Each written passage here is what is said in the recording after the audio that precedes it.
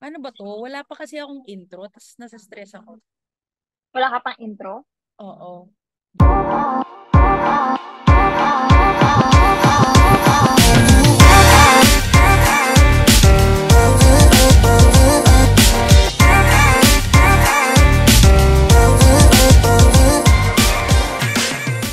So, good morning, good evening, and good day to everyone. And congratulations to Ivy Charis, on making it to the podcast. Ayan, so today we're going to talk about movement and motivation. I'm so excited to talk about this with my dear friend. Ikaw, Ivy, can you introduce yourself to our guest audience? Hi everyone! Thank you so much, Yael, for this. Actually, parang medyo biglaan lang din siya yung podcast pala na i-upload sa Spotify at sa YouTube. But, so nakilala ko si Yael. Actually, hindi ko lang kung introduction ko, Yael. Pwede ulitin lang. Ano ka? Grabe yung biglaan. 2 weeks to. 2 weeks ito binigyan na. Ay, ako wala na agad to. Sige, let's go. Sige, so introducing our guest tonight, we have Miss Ivy Mendoza. Hi everyone! Hello! Good day, good evening, good morning. Hinaya lang yung introduction. So, I'm Ivy Mendoza. You can call me Ivy. How do I introduce myself? Ginagawa ko yung mga bagay na passionate ako. So, yung motivation ko sa life ay magkaroon ng intentional living. So, whatever I do right now, I make sure na something na passionate ako about that or something na aligned talaga sa long-term plans ko. Ayun, siguro advocate ako ng intentional living these days. Ako, same, especially wellness, ayan, body and mind.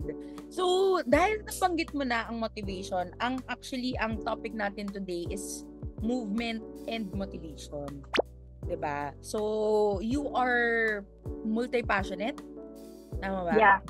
Yeah. So, in terms of that, sige, let's talk about when were the times na nag-work for you yung movement? And then when yung motivation naman?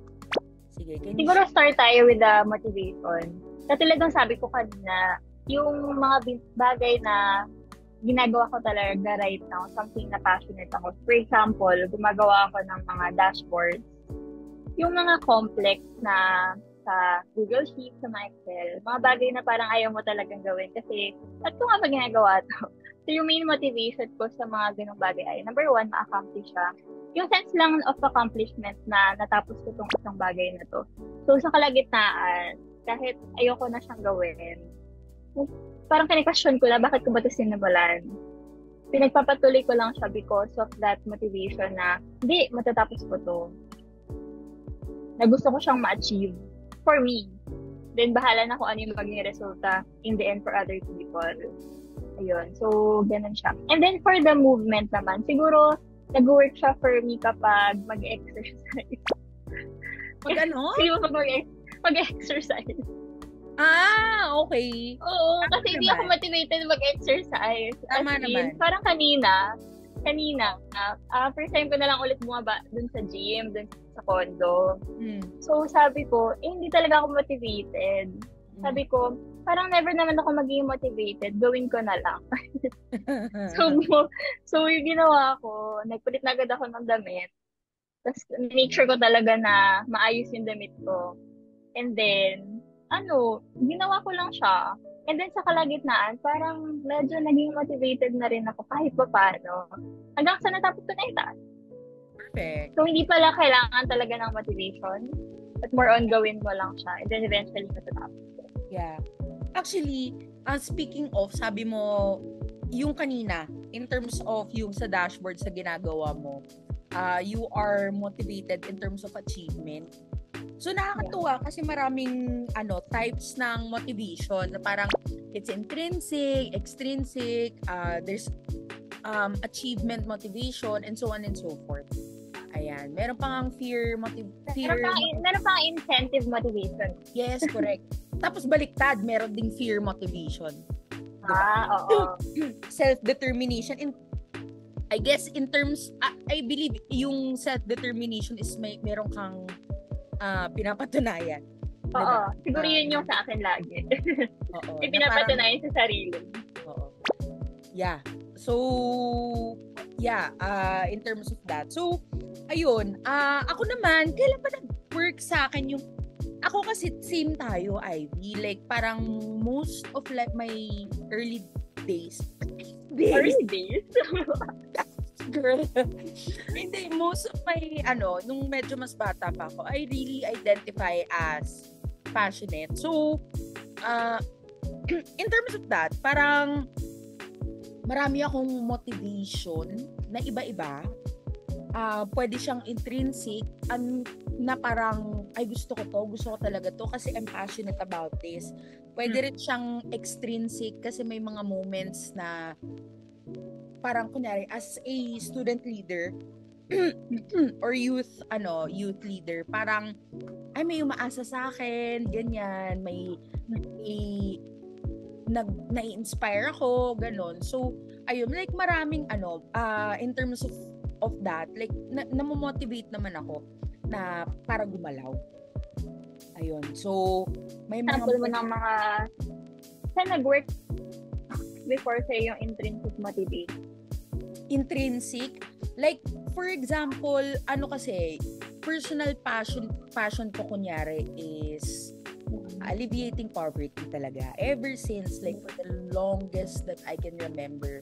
So, whenever I think about, like, nag-ideate ako or nag-iisip lang ako ng plans or projects, mga ganyan, to help in terms of that aspect, na ako, like, walang kailangan na parang sobrang it's coming from ease and flow. Kasi talagang it's natural. Ganon. So, it's coming from motivation. Ayun. Tapos, afterwards, as a mental health advocate din kasi, may realize mo na in terms of may mga moments talaga, hindi lang moments may days on end, may weeks, ganyan, na as in dire-diretso, na kapag di ka gumalaw, wala, diba? So, you have to help yourself as well. Na today, bahala na kung ano yung matatapos ko sa listahan ng to-do list ko. Ang mahalaga is may matapos ako. So, actually, nakaka-relate ako dun sa extrinsic motivation mo. Yung isa sa passion ko ay more on sa financial planning. Mm-hmm. So, certified wealth planner din ako. And then, number one, passion ko siya. So, medyo intrinsic din pala. But at the same time, every time na may nakausap akong other people, yung natutulungan, yun yung naging motivation ko every time na parang, pagpapatuloy ko pa to, or gagawin ko pa ba to, kailangan ko ba ulit mag-schedule ng another session. Pero every time na alam ko na nakapag-add value ako dun sa mga tao, parang nagiging source of motivation ko siya to always continue and to actually be in the industry for life. Yeah. Di ba hindi na siya question eh. Hindi na siya question kasi your purpose became baliktad. Your passion became a purpose na. Okay. Yeah, purpose na siya. Yeah, purpose na siya. So, that motivation created movement. Movement created more motivation and movement. So, talaga sila? Para silang hand in hand. Motivation and then movement. Oo. Pero let's try to debunk siguro myths. And myths, sabihin natin misconceptions, stigma regarding both na motivation and movement. Diba? Yeah. So, I think most of my life, answering that, most of my life talaga, to be honest with you, I was guided with motivation. Kasi nga passionate. Oo. Dahil even when I was younger, parang namimili ako ng subject. Oo, syempre, Anong subject? Yung buhay mo. Naaralin. Oo, sa school lang naman umiikot buhay mo. Diba? Wala ka namang, Tama. So, when you were younger, parang, di ko talaga trip tong inaaral ko. As in, nakikita mong hindi ko magagamit to kahit saan, kahit kailan, kahit next year. Hindi ko magagamit to. Mga math, algebra. Baliktad. Tinatry kong alalahanin saan ba ako hindi natutuwa? Sa music. Okay, isa yun. Kaya wala din ako, kasi wala rin ako, hindi ako marunong kumanta. So, ayan, PE pa. Mga ganyan. Yung gagalaw. Ayoko na. Pero ako, like, talagang magaling ako sa math. Ayan. Tapos, magaling ako sa, like, hindi ko masasabing magaling at to begin with Natutuwa ako. Ganun, natutuwa ako. So, passionate ka nga sa mga ganong subject. So, math, history, for example, like, parang sobrang excited ko na parang matuto mga Spanish. Ayan. Wow. Oo, like, na-enjoy ko siya yung mga war. Ganon. Andres Bonifacio. Correct. Tapos, ayun, so parang kahit na hindi ko siya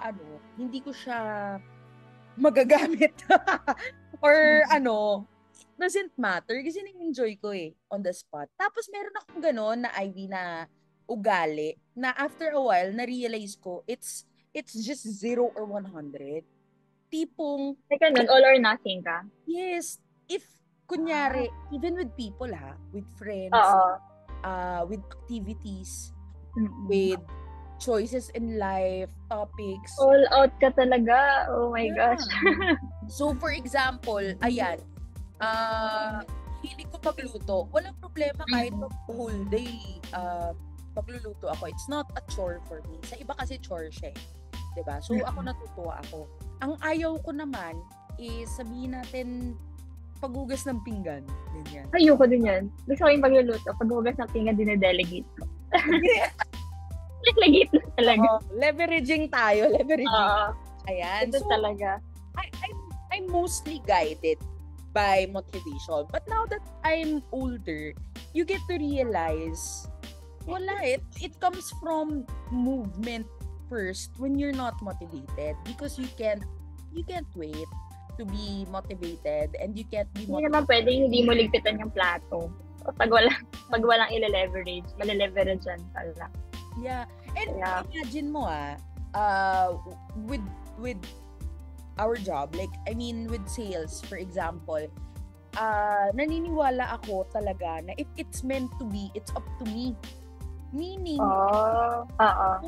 meaning if gusto ko siyang gawa ng paraan, gusto ko siya makuha, depende siya sa akin, sa activities ko. Oo, tsaka lalo na pa sa mga freelancing. Yun tayo, mga freelancers din naman tayo. Correct. Oo. Hindi ka gumalaw. Kasi wala kang designated time. Pero hindi ka mabubuhay. Oo. Di ba? Oo, hindi ka required. Ano babayad ng bills mo? Correct. Tama. Kaya, talaga for me, mas important yung movement. Kasi sa motivation. Sa'yo naman, ayan. So, ayun nga, sa akin nga is motivation. Sige, let's try to debunk naman that. So, try nating maliin ako. So, how about you? What are your thoughts in terms of stigma, ayan, mga ganon, misconceptions?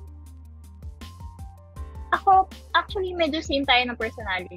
Kasi, hindi ko siya masyado ginagawa kapag hindi ako passionate dun sa isang bagay. Pero na-realize ko over time na parang wala pala akong choice. Kailangan ko rin gawin yung mga bagay na magiging sa akin. Adulthood. Parang kailangan talaga So, instead na maghintay sa motivation, eventually dadating na lang siya. So, parang for example na exercise. Ayoko talaga nang gagalaw. Pero, paano ba nag-start yung sa movement yun? Gabi pa lang, dati, pinaprepare ko na yung clothes. Lahat yung kompleto, yung sa top, tapos magandang top, tapos yung, lahat prepared na, pati yung sapatos ko, para sa umaga, kahit di ako motivated, isusuot ko na lang siya and then, ano na siya, diretso na lang ako bababa. Bahala na. And then, habang treadmill ako sa baba, or nag-exercise ako, eventually parang may dopamine boost na ay, okay, nagagawa ko siya. Ay, okay, patapos na ako. Ay, okay, 2 minutes na lang. Ayan, patapos na. So, kung hinintay ko yung motivation, siguro wala na talaga akong nagawa. Baka natulog na lang ako. Pero, little actions talaga yung kailangan.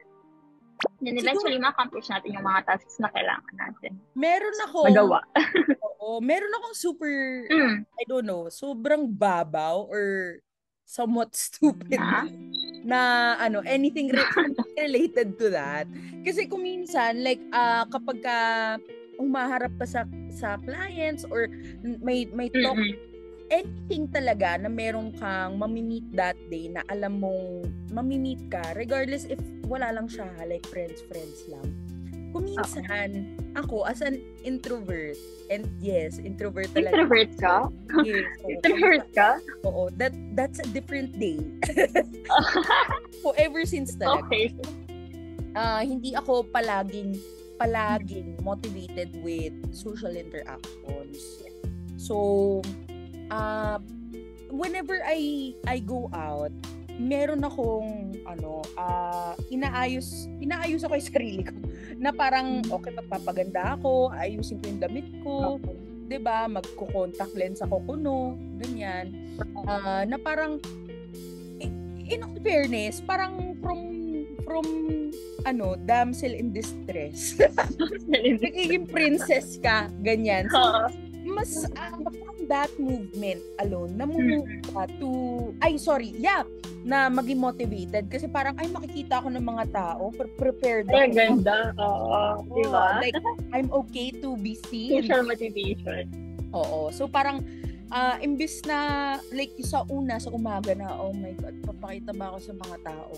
Dahil lang nag-makeup ako, dahil lang nag-ayos ako, ang feeling is, dapat makita ako ng as much people as possible. Para hindi sayang yung makeup. Mm-mm. Actually, siya, okay yan. Kasi before ako mag-work, nag-makeup talaga ako. Kung hindi ako nag-makeup, nagpapalit ako ng fit na mas maayos. Pero mas madalas sa time na nag-makeup talaga ako. Yun yung trigger ko na kailangan ko na mag-work. Kasi feeling ko minsan, kunyari, nakaligo lang ako, tapos harap ako sa laptop. Feeling ko, chill day lang, nanonood lang ako Netflix and all. Pero kapag naka-ayos ako, parang, ito na yun parang kailangan ko may gawin. Kaya naman yung makeup ko for the day. To trigger siya. In terms of, balikan natin yung passion na kanina. Ikaw ask kita, do you think you need to be passionate to be motivated? I think it's a myth. Isa yun sa mga that need to be debunked. Passionate to be motivated. Minsan kasi iba yung source of motivation natin Hindi siya coming from passion. Yeah. Sometimes yung source of motivation natin, family. Diba? Gagawin ko itong isang bagay na hindi ko naman talaga gusto right now. So, yun nga. Kasi gusto kong eventually merong ma-accomplish for my family. Oo. So, not necessarily passionate ka sa mga bagay-bagay. Pero, depende sa why mo. Kung bakit mo siya ginagawa. Yung iba, for approval of others. Iba kasi may incentive. Di ba, minsan sa sales, gagawin mo siya kasi may incentive so gusto mo siyang makuha. Or minsan, gusto mo lang talaga may accomplish for yourself. So, ayun. Yeah, for me, hindi siya. Kasi dopamine boost din yun 'Diba? Like, since we're talking about it, na parang there's a sense of achievement na, uy, natapos ko na. Na yung... Nakaka-proud. Oo, nakaka-proud talaga. But aside from that, siguro, like, yung a sense of responsibility. Diba? Yeah. Pwede ring parang as simple as curiosity. Na parang curious ka balik tayo, curious ka sa history or curious ka sa mga ganong bagay. Talaga, hindi ka naman ganun ka-passionate. Ako personally, hindi naman ako ganun ka-passionate when it comes to that. Pero motivated ako to study it just because of curiosity. Parang, paano ba yun? Diba? But yeah, I think motivation, another myth is when it comes to motivation, every single time na mo-motivate ka, you feel like it's going to be the same. Or meaning na kapag mo-motivate ka today na 100%, you expect na every single time ma-motivate ka, it's going to be 100% as well. Diba? So I believe it's more dynamic, and there's changes, there's fluctuations in a sense na may moments na ang motivation mo today ay 20% lang. But it's still there.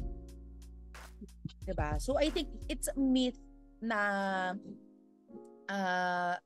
you think it's going to be a certain 100% all the time. Yeah. So you wait. Yung nangyayari tuloy, you wait. 'Di ba? Na parang hindi ako ganun ka-motivated, iba yung feeling. Na may kailangan pang gawin. Iba. Oo, kasi baka biglang tumaas siya. Yeah, parang may wait ako bukas kasi dapat wala. Yeah, kasi hindi na nagawa. Wala nang nagawa because of that. Pero tama ka. Hindi talaga 100% all the time. Especially sa mood. Pati sa mga girls, diba? Yung hormones natin, iba-iba. Merong time na completely parang kang damsel in distress talaga. And then minsan parang sobrang empowered woman. Alam mo yun? Yeah. Iba-iba talaga eh. Pero nandun pa rin yung why mo. Minsan yung pagiging passionate mo, lagi naman siyang nandyan. Kaso, yun nga, iba-iba yung level of motivation. Nagkakatalo na lang sa ano yung gagawin mo dun sa level of motivation mo right now. Yeah. Same naman. But aside from that, I think another fear, although this is this is also something na na motivator. Sometimes people think that fear of loss, mga ganyan, is the most effective na motivator. Diba? Depende siguro sa tao. Tama. Very correct. Kasi may mga tao na positive reinforcement lang na kapag binigyan mo ng negative, mas e-ekis sila sa buhay. Mas alam hindi gagalaw. Correct. Depende. Siguro tatanungin talaga yung tao, ano ba yung klase na motivation ito? Di ba yung iba? Di ba meron tayong cadence of accountability? For example, dati, kailangan ko talagang magising ng 7 a.m. Kasi nag-start na ako gumising ng 8, ng 9. So medyo parang napapariwaran ako sa buhay kasi nga late na gumising. Sabi ko dun sa isang mentor ko, bigyan kita ng 1K pag di ako gumising ng 7 a.m. Ayun! The next day, 6 palang gising na ako. Kasi ako magbigay ng 1K. So, siguro depende talaga sa tao. Nung bata tayo, di ba yung motivation ay palo. Parang ibibili, hindi palo, parang ibibili kita ng, sa amin ibibili kita ng Jollibee. Ibibili kita laruan kapag, pag mataas yung grade. Yun, motivation. Positive. Wala kaming ganun-ganun eh. O mga takot-takot. Ganun siya. Kapaluel. Hindi, pero, hindi kasi, for example, I think yung fear-based, motivation, most of the time, I think, it only works short-term. For example, diba? I mean, like, parang today, matakot ka today, may deadline. May deadline yung tao. But after a while, kapag mas ginawa mo siya, ang feeling tuloy is na-anxiety ka na, tapos ang negative na nung feeling, yung environment mo is no longer conducive for learning, it's not... Parang pressured ka na talaga. Imbes na masaya ka ginagawa isang bagay, ginagawa mo siya kasi pressured ka. So kahit na sabihin natin love mo yung subject na math, pero inaano ka lagi, sinasabi ka palagi na ano ba yan? Top 2 ka lang. Matakot ka naman na hindi ka mag-start, for example. Diba? May comparison. Ayan. So, parang sa simula, sige, paglalaban ko tong top 1. Pero, parang papatunayan ko na kaya ko maging top 1. Then eventually, nakapagod siya. Yeah, tama. Pero after a while, ma-realize mo, ba't ka ano ba pinaglalaban ko?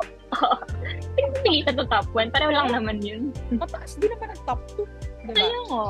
So, pwedeng positive reinforcement na, uy, congratulations sa top 2. Konti na lang. Diba, tama sa may ganun, uy, konting kemot na lang. Pero, big, pa rin, achievement pa rin yung top. Diba? May affirmation. Tama. Ayan. So, ayun. So, I think yun yung iba na more on, myths and misconceptions about motivation and movement. Ayun. So, siguro last to wrap up, and you grow up understanding my meaning about growing up is more maturity. So in maturity, you realize that movement comes first and motivation comes second. Kasi if you, 'di ba, may moments na down ka sa life mo.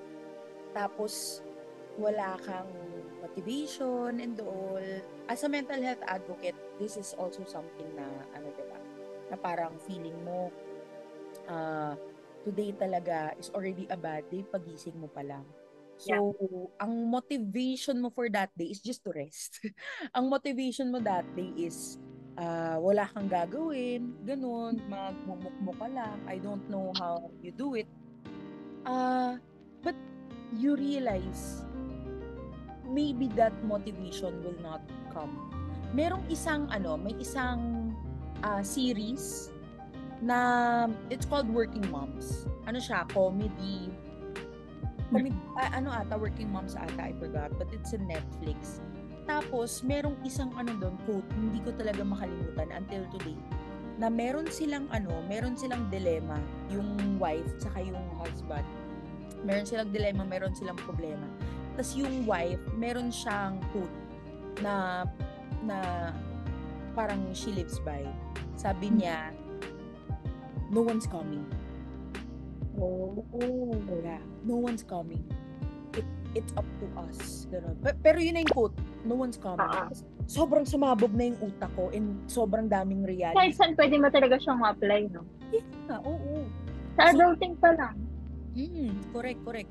So, motivation will not come. So, yung parang ganun, no one's coming. Pwede rin yung motivation, it will not come. Hintay ka ng hintay.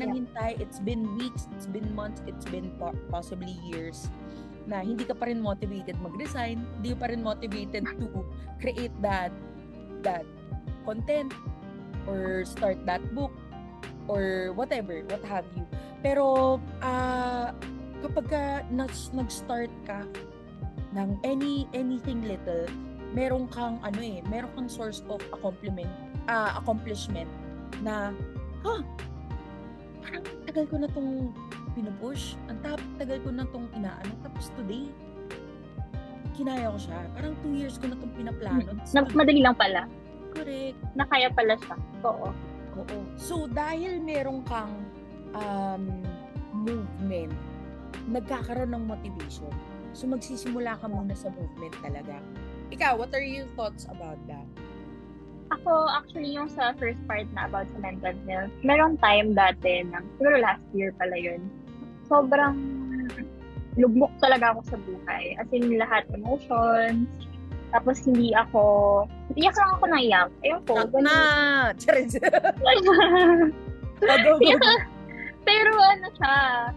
Pero sabi nung partner ko, sabi niya, kasi yun na lang ginagawa ko, umiyak na lang ako, tapos nakahiga na lang ako, maligo ka. Tapos after ko maligo, na kahit pa paano na-feel better ako, na parang may nagawa akong ibang bagay today. Na kaya pala ako yung gawing ibang bagay aside sa humiga at umiyak. Ganun lang. So, coming from that small step that simple step na maligo lang, alam mo yun, yung that small movement lang. Eventually, kinaya na rin siya until such time na parang okay na. Kaya na ulit yung life. Ayan. And at the same time, siguro, tama ka rin na motivation will come eventually. Basta gumalaw ka lang. So, yun sa mga content, yung mga bagay na dinedelay natin. Kasi hindi pa perfect timing, alam mo yun. Parang hindi pa hindi talaga motivated, eventually, kapag ginawa mo yung small step, ano na siya, parang, ay, madali lang pala to, baka dinidelay ko pa before. Then, imbes na maging super perfectionist tayo sa mga bagay-bagay, ano na lang, sa edit-edit na lang. Diba? Kaysa naman walang nasimulan. Ayun. So, for me, movement talaga very important. Yeah.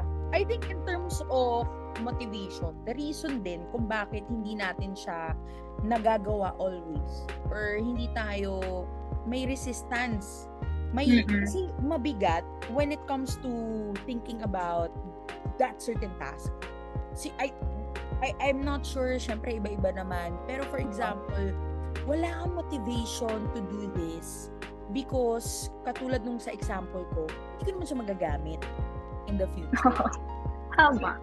Oo. Secondly, parang so yun, walang added value sa'yo. First, diba? Secondly, parang kapag ginawa ko ba talaga to, yung goal ko na maging singer, yung goal ko na gumawa, may mararating ba talaga ako? Yung fear na parang wala namang patutunguhan kung ano, bakit gagawin ko pa? So may weight, may mental kaagad na mental burden. Correct. So that's why movement needs to come first. Kasi movement, anuin mo lang utusan mo lang yung katawan mo. Hindi ka siya na mag-iisip. Kailangan mo na lang gawin. Oo, siguro mas madaling utusan yung katawan na gumalaw kaysa utusan yung utak na kasi iba yung isipin. Yeah, kasi sometimes in the maraming nangyayari and sometimes pa-process ba? Dahil mo ina-overthink. Ganun. Hindi lang overthink. Hindi mo gets bakit ano yung ina-overthink mo? Or medyo malala na talaga yun. Hindi naman, malala. Tapos, pero aside from that, you need parang professional guidance na coaching or to understand ano ba yung thought process. Ayun nga, meron bang weight? Meron bang parang bigat dahil feeling mo parang may umaasa sa'yo or something na hindi makaresign? Diba? May ganun But hindi mo siya mabubuo kapag motivation lang yung hinahanap mo. But when it comes to movement, bahala na, resign ako, bahala na lang to. Diba? Like may ganun. Tulungan mo na lang ng paraan afterwards. So, siguro in terms of resignation, medyo kailangan mo talagang isipin kung mag-resign ka na ba, kung okay na ba yung emergency fund. Pero, minsan kasi, magagawan mo na lang talaga siya ng paraan. Diba? Kapag nandun ka na sa moment na wala na pagkukunan, parang nag-resign na ako So, mas magiging creative ka talaga or makahanap ka ng mga ways para mag-earn. Ganun. Nadating na lang siya eventually. Kasi wala kang choice So, you're forced out of comfort. So, I was having this talk in the, parang, I believe last Monday lang, na parang, I kept on telling everyone na you have to remember the hard parts of life will always come. Always. No matter what happens. Because you need it. It's a need. Now, in terms of that hard part, it depends if it will come by force or by choice. Diba? So, ikaw ba ay mag-work hard today? Mahirapan ka na parang ipupush mo yung i-challenge mo yung sarili mo, ilalaban mo, maghahanap ka ng mentors, talagang full force. Or, all out. Hihintayin mo na world, yung universe yung mag-push sa'yo na gawin mo naman. Diba? Ito na yun. Parang ang tagal-tagal mo. Ito na yun. So, yun. Going to, siguro ikaw ba? Since we're talking about movement, how can we cultivate a mindset na parang paano mo mabubuo yung mindset na dapat continuous movement ka?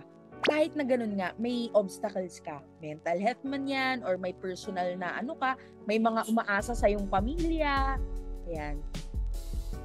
Ang weird, kasi yung naisip ko actually dyan ay kaya ka magkakaroon ng continuous movement kasi meron kang motivation.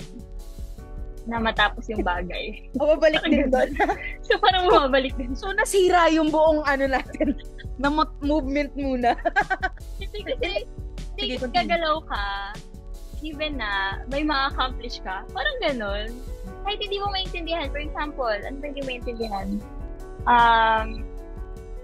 Basta, kunyari sa subject na lang, ba't ko ba inaaral tong geometry? Hindi ko naman siya magagamit sa Hindi ko naman siya magagamit kapag nag-work na ako. Pero, ginagawa ko pa rin siya kasi yung thinking ko, matatapos ko din to. So, parang bumalik din siya na yung motivation ko na matapos din siya eventually. Pero kailangan ko gumalaw kasi wala naman in the first place yung motivation ko na gawin siya. So, wala yung motivation na gawin siya, pero nandun yung motivation na matapos siya. Okay. Kaya kailangan continuous movement. So, merong kumbaga, nakadikit din sila talaga.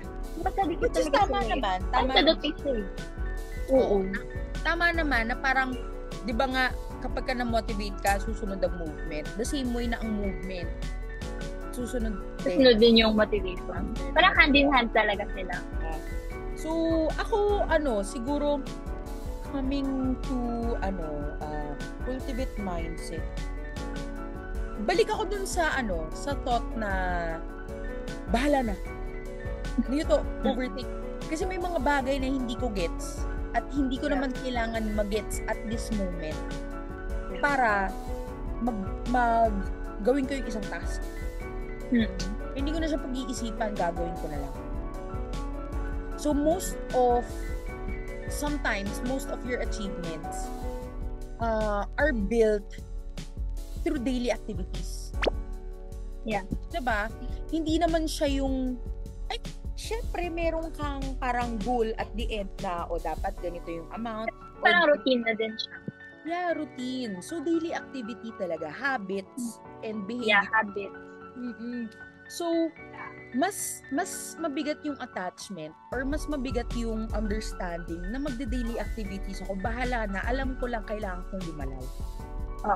Oo. Yun lang ang kailangan mong thought.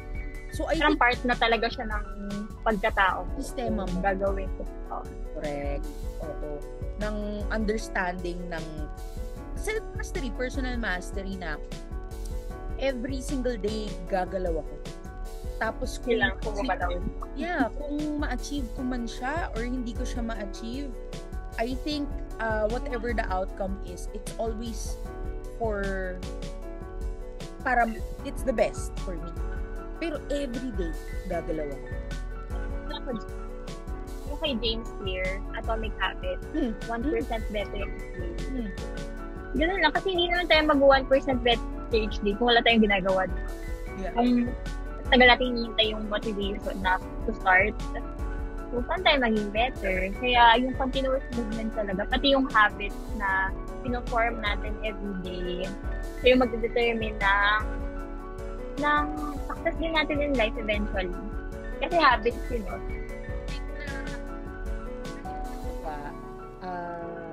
whenever nakikita mo yung kasi wala na ako dun sa point nung mas pinapahalagaan ko yung passion eh. So, nandun ako sa point na it's coming from galaw-galaw. Ganun. So, nakakatuwa pa rin when you still talk to younger, yung mga youth leaders na you hear their motivation, you hear their passion.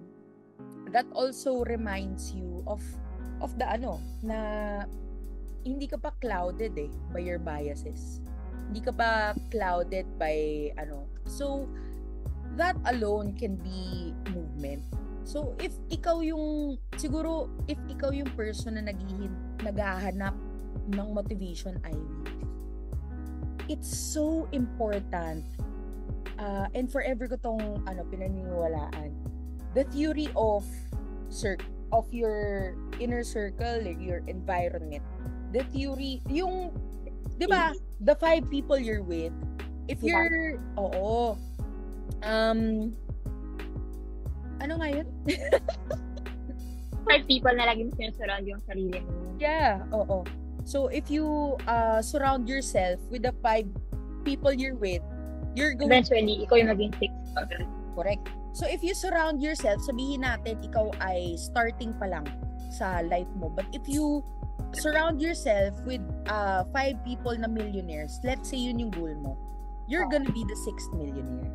Or if you surround yourself with people na same goal as you, na pare-pareho din kayo ng level, diba? Na starting out, and pare-pareho kayo ng goal na to get that first million. Tama ka yung environment mo. So, I remember this going into sales. I remember I had this goal.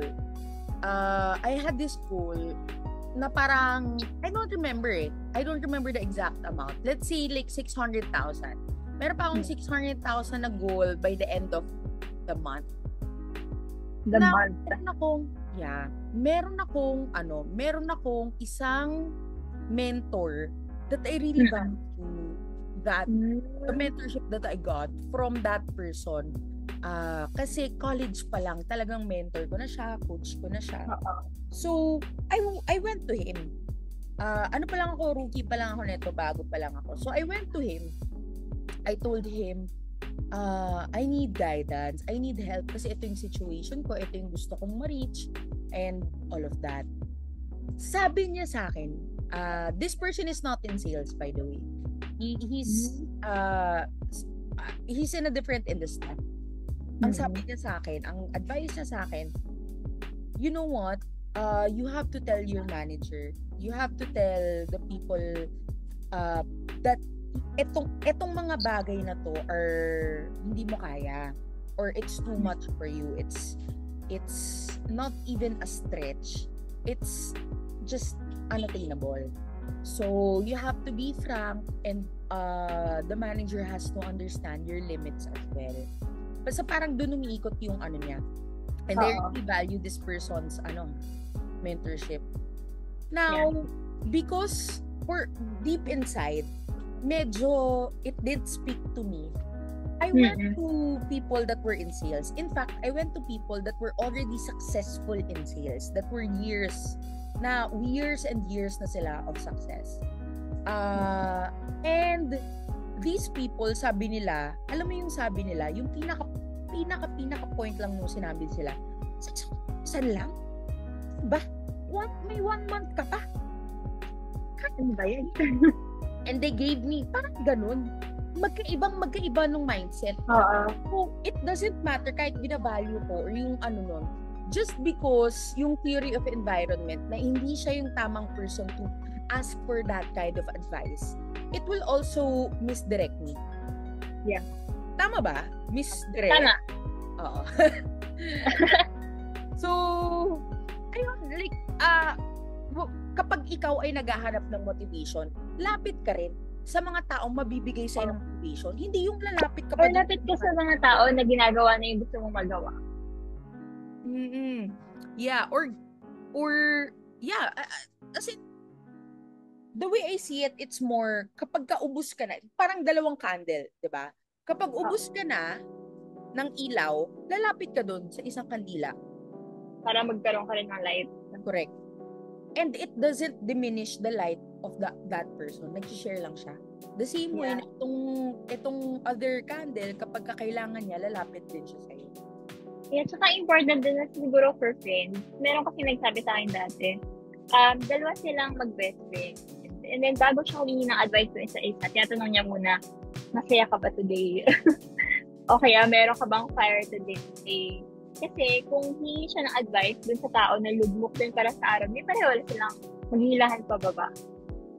Kaya, yun, important talaga na sure ka din na yung lalapitan mo ay someone na may capacity or may light pa today, and kaya mag-share, yun pala, kaya mag-share ng light niya sa other people. I think it's not coming from from a conditional friendship na trip lang kita maging tropa kapag happy ka. Hindi naman. May light ka lang. It's also sadyang hindi ka lang, I mean yung kanina, hindi, kunyari, nang hindi na-advise sa akin yung best friend ko. Kaya ito yung time na malungkot ako. Siguro hindi mo na magbigay ng advice kasi baka iba yung mabigay, baka iba yung kailangan niya. Tama.